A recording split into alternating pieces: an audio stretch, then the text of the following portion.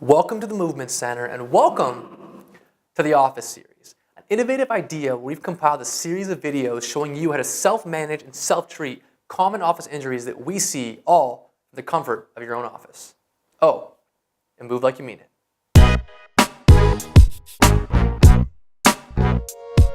Guys, welcome to episode 2 of the Office series, and we are talking about standing today. Now, episode 1, if you guys want to go back, we talked about how to sit. Now we're talking about how to stand. Now there's a big sort of movement now, people going towards standing desks, which is great, and we love that, but unfortunately, standing is a skill, and a lot of us don't know how to stand. So a lot of us are hanging out doing things like this or like that, and then they come in to see someone like me because they're in pain or discomfort. So we want to make sure we kind of get you guys knowing how to stand, how to do it well, and how to do it awesomely. That's a word.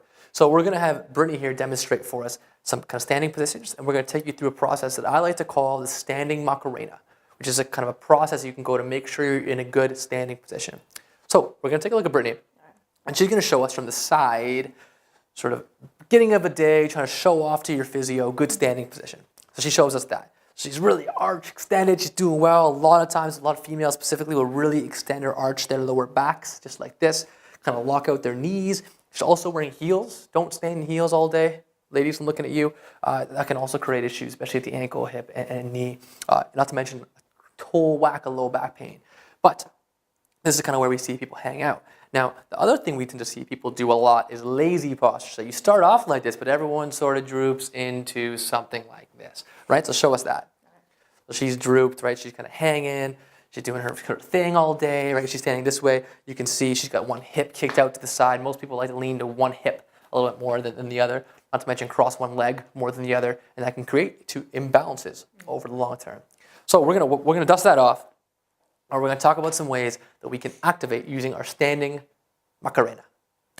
Now, what we're gonna do is put our hands on our knees, feet pointed straight, hands on our knees to start with. This is step 1.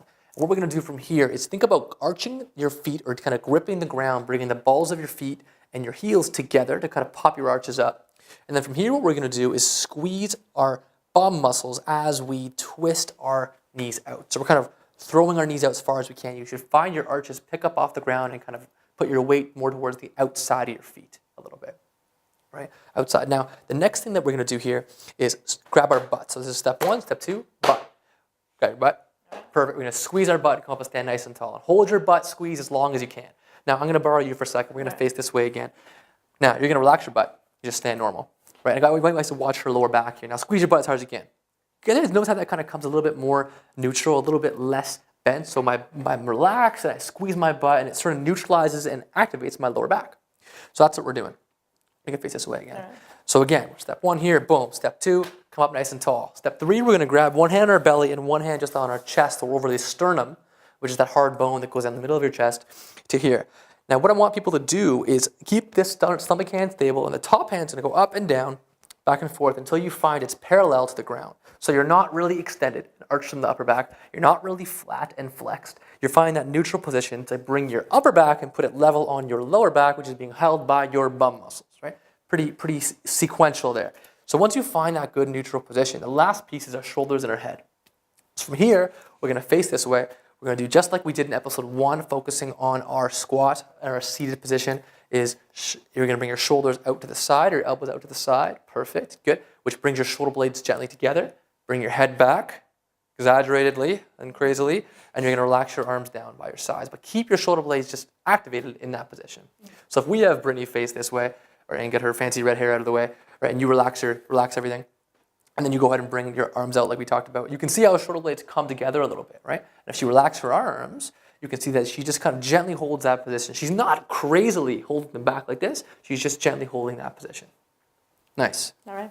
Perfect. So that's our kind of our position, right? So review that one more time. We start from the feet. Grab onto the feet, grip the ground. Step 1, knees out. Step 2, boom.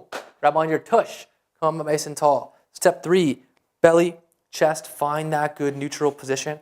And step 4 is arms out, chin back, and hold this position.